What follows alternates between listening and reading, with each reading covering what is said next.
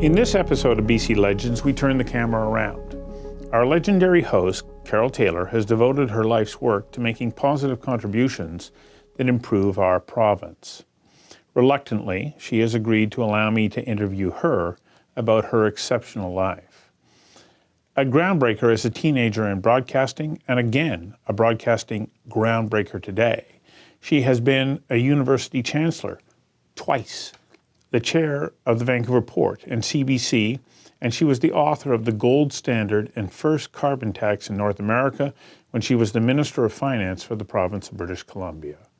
Carole Taylor. Carole, thank you for reluctantly sitting down to do this. I know that you don't want the spotlight to be on you, but there's no denying you have made a remarkable contribution to our province and to our community. I'd much rather be in your chair. Well, you're very good at that. That's just one of your many talents. At what point in your life did you determine that it was important that so much of your work be in service to the communities that you call home? Well, I guess I never formalized it in that way, but the example set by my parents was always giving back, driving people to their cancer appointments, doing Meals on Wheels. And so it was just a natural modeling within my life that you do what you can to help others. And it's taken various forms, including politics at one point, which was also trying to do what you could for others. But mostly I like public policy, where you can try to think of what the issues are and how it can be done better. Excuse me, you like public policy? Most people, their eyes want to glaze over, but you seem to want to dig in. Why? What is it about that and those complex issues that interest you? Because they're complex issues and because there's no simple answer. And I think that spending so many years in journalism before I even went into politics, I was always trying to say, well, what are all the sides of an issue? Because nothing is black and white. How did you develop such a mindset? Well, the funny thing is at university, there was only one course that I ever got 100% on, and that was logic. I like that. I like that that's the fact, that things seem to me to fall into place as I think them through and think of all the variables. It's just who I am. How did you wind up at university? You went to the University of Toronto, but how did you get there? And what's the significance of the route that you took? Well, it's not a pretty story, really. When I was in high school, my high school entered me in beauty contests. And one of them, I won Miss Toronto. And the prize for winning Miss Toronto was either a cash prize or university. And I thought, are you kidding me? So I took university because really my family was, lovely middle class, but my mother had so many medical expenses, it would have been hard to afford university. But as a result of that, I went to the University of Toronto. And one of the good things about the University of Toronto, they required that every year you took a different variable. So you had to keep trying different things. And along the way, one of the ones I did was fine arts, which I loved, and it's part of my life to this day. But the best one was my very last year, I took economics. And I thought, I'm home. I love it. I just loved it. I thought it was the best thing, but I didn't feel like starting university all over and majoring in it. But it did inform both my professional life and also the things I would read and enjoy. Well, and it also must have played a role in helping you decide to take on the role of Minister of Finance for the province of British Columbia. Yeah, for sure. And by that time, of course, I had been in various chair positions overseeing budgets. So I was quite comfortable with budgets and how they work and where the weaknesses are and all the little lines you've got to read if you're really going to know your topic. And so I just felt comfortable with finance. Well, let's come back to that later. Let's get to, you're at university You have been modeling. You've got a busy career and a mother who was not well. And then you get an opportunity to enter the world of journalism. Tell us a little bit about that. When I was doing some of that modeling in high school, one of the people who came into my life was Johnny F. Bassett. And that kind of led to all the pieces because he was the son of a big publisher in Toronto of the Toronto Telegram. They owned CTV News in Toronto, but he was the son. And so he was trying to do something that his father hadn't done. And he could see the baby boomers coming along and thought, this is a change in demographics. And so he decided, first of all, to do a special section in the newspaper, in his father's newspaper, called After 4. And it was to mirror the adult newspaper, but just issues for teenagers. And it was so successful, so immediately, that within a couple of months, he decided to do a television show and asked me to be, the front of it. And so started into television. And so I had a lot of years in black and white television, not knowing what I was doing. Fortunately, there are no archives from that period, so you can't see all the mistakes I made as I went along. But initially was doing teenage things and then daily shows where it'd be sort of light stuff. But what I always was interested in was the more serious and heavy things. So I had to kind of fight my way to say, no, I don't want to do just recipes. I want to interview the Prime Minister, or I want to talk about economics or whatever.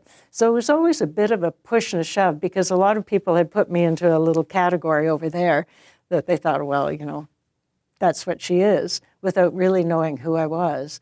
And so it was a bit of a battle. Well, let's put that a little bit in context. You're still a teenager yourself at a time in the early days of television in Canada. You, in essence, were a groundbreaker. Were you aware of the fact that you were a groundbreaker? No, I was just trying to survive. I was like any teenager, you've got all your homework and, family issues and all that coming down on you and expectations everybody had for me. So I was just trying to survive and not thinking too much about it. But there were no role models for me at that time. You graduated from doing an afternoon television show in Toronto to the national stage shortly after. You're still just a young woman, and you became the first host of the CTV morning newscast. What were those days like? Because you've now gone from a local television show to national. And I didn't want to do it.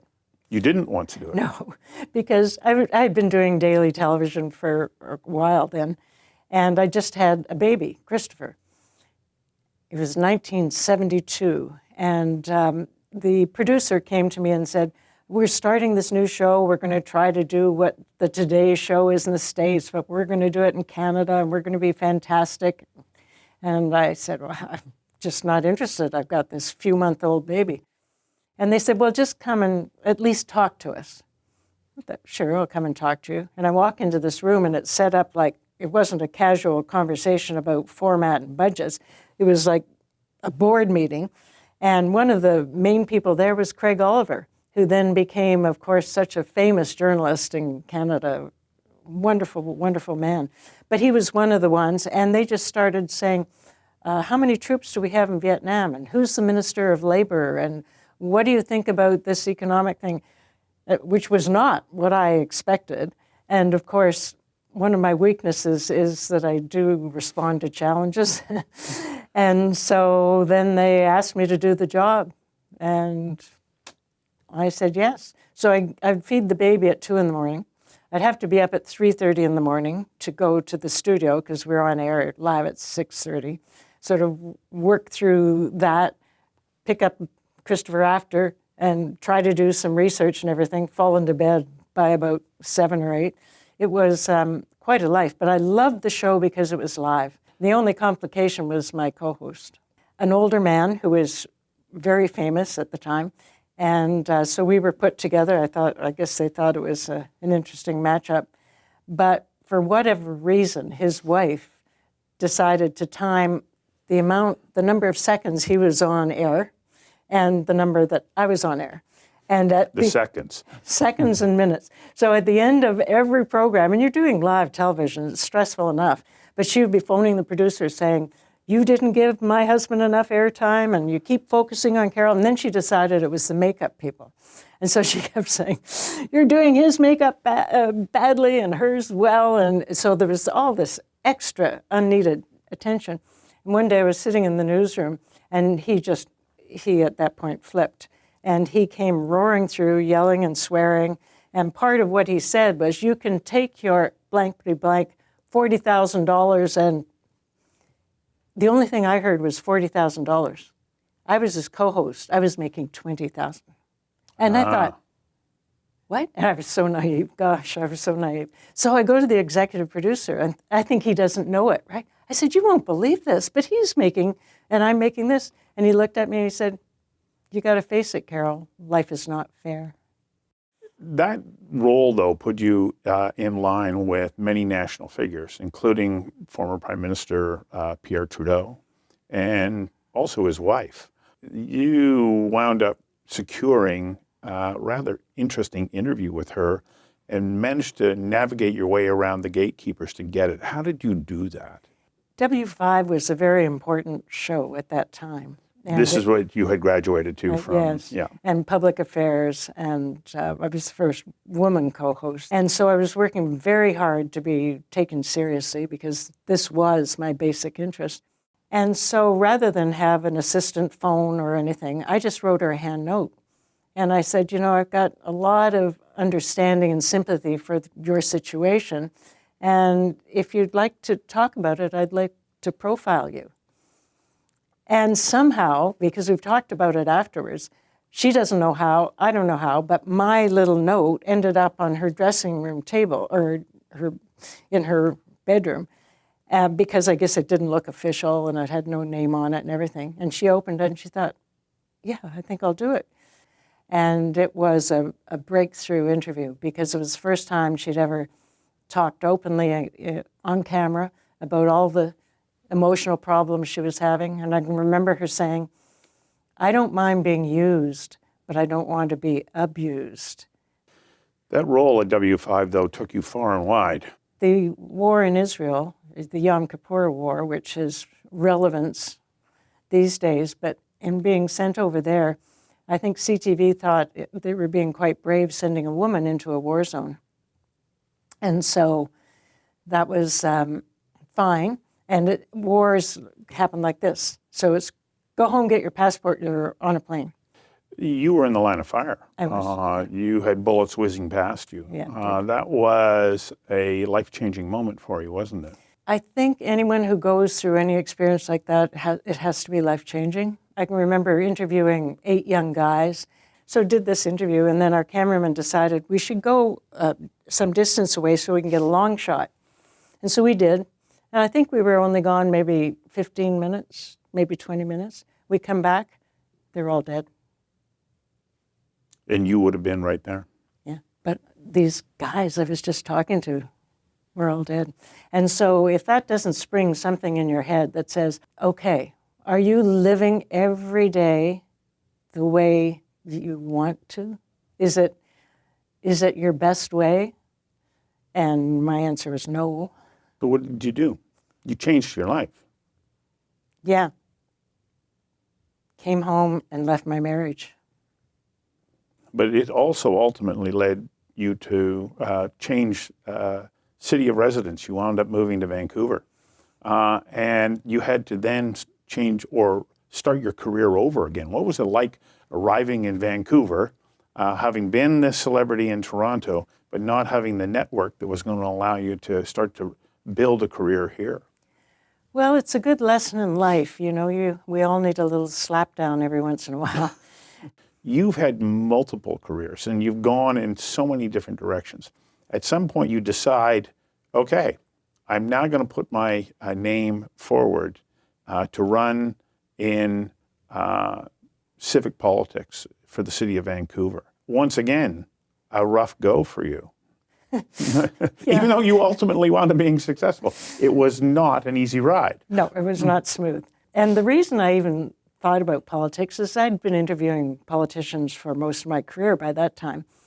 And I was always trying to get good people to run or be in public service. I just felt that we should all not do it as a career, but do it as a piece of our life, give back. And so I was saying it to everybody. And one day I looked in the mirror and I thought, if I'm not willing to do it, how come I'm asking other people to do it?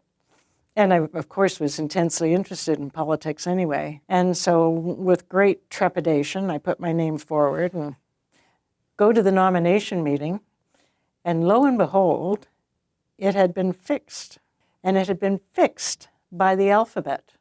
There was a particular candidate who had bussed in several buses full of people before the meeting started, so it was all illegitimate. And they had stuffed all the ballot boxes. And the way he had told them to make sure his name was included was just to go down the top 10 of the alphabet. Taylor was way down here. And so the top 10 alphabetically were the council nominees for the MPA. And so that was a real shock. That really upset my sense of justice. And it took me a couple of days, but I thought, I was running to change the way politics works. So if I let them beat me like this, then I'm just giving up on the system. So I ran as an independent. And your 2 terms are highly regarded and remembered well by people who knew you and appreciated the quality of the decisions and the votes that you made. But you then decided to step away from that and spent a number of years serving on a wide variety of boards, not-for-profits and for-profit organizations. What was it about that work that appealed to you? Well, again, it's the sense of justice and logic. I think that good governance, if you've got good governance, then you're far more likely to be a good, honorable company or a good, honorable business person. And it just interested me to try and learn as much as I could about governance and how it can be properly set up. And so the government started appointing me, federal government, started putting me into positions where they were having trouble with the governance. Port of Vancouver, the CEO and the chair were, which meant the whole board was dysfunctional. CBC, the CEO and the chair. And so they would put me into these situations to be the fixer. So then what happened that you went, okay, I'm now willing to re-enter that hostile arena of public policy politics, and then you ran as a Liberal for the government of British Columbia. What enticed you to run again? I guess it's an IQ test. Like I should have remembered all the bad stuff, but I didn't. Gary Collins, who I had a lot of respect for, was finance minister in the provincial government, and he convinced me that, going into provincial government, you have your hand on a lot of levers, and if you're lucky enough to be in finance, you've got your hand on all the levers. And you won, and you were appointed Minister of Finance. And during that time, you did a couple of extraordinary things. First, you got every public sector union to sign a new collective agreement before the year-end deadline. How did you manage such a feat? Well, first of all, imagine the shock. Okay, in June, I'm named Minister of Finance, and shortly thereafter, somebody says, oh, by the way, all of the labor negotiations are up this year, and you're going to be in charge. I said, well, why isn't it the Minister of Labor? Oh, no, it's financial, so it's going to be you. And every single union, teachers, all of the QP, doctors, everybody, healthcare workers, all of their contracts were up on March 31st. And now you can see in this province the potential for the solidarity movement, and everybody walks off every job in the whole province just before the Olympics. So thank you very much. So again, I was lucky to have a magnificent woman deputy, Tamara Vrooman. And she and I sat down and we looked at the finances and felt, well, this is what we can afford. And so we will tell all of the unions and all of the tables, this is all we can afford. And they said, no, that's not how negotiations work. You say this and then you go to this. I said, no, we're going to be honest. This is what we've got, and this is what we can afford. So all of the regular negotiators thought we were just nuts.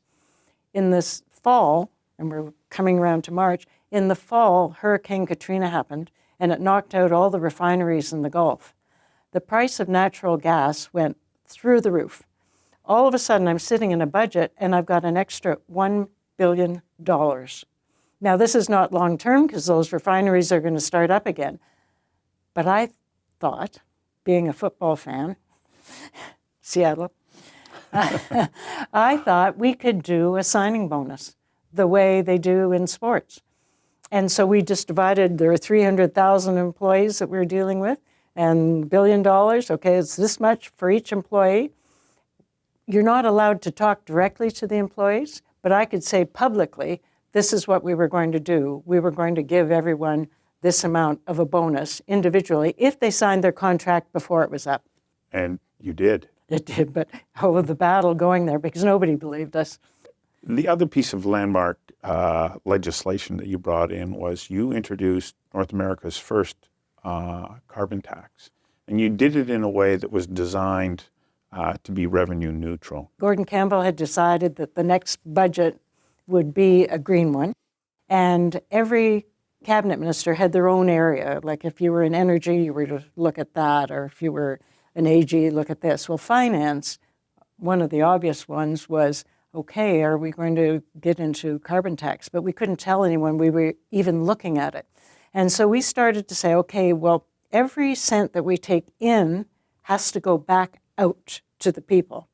And when the model that we were working with, business would pay about 2/3 of the cost. But we knew that business would pass on a lot of that to consumers. So when we did our model for giving back, we gave 2/3 to individuals and just 1/3 to business. But we did recognize it's a cost for business because I felt that I had to have everybody supporting it or it wouldn't go through.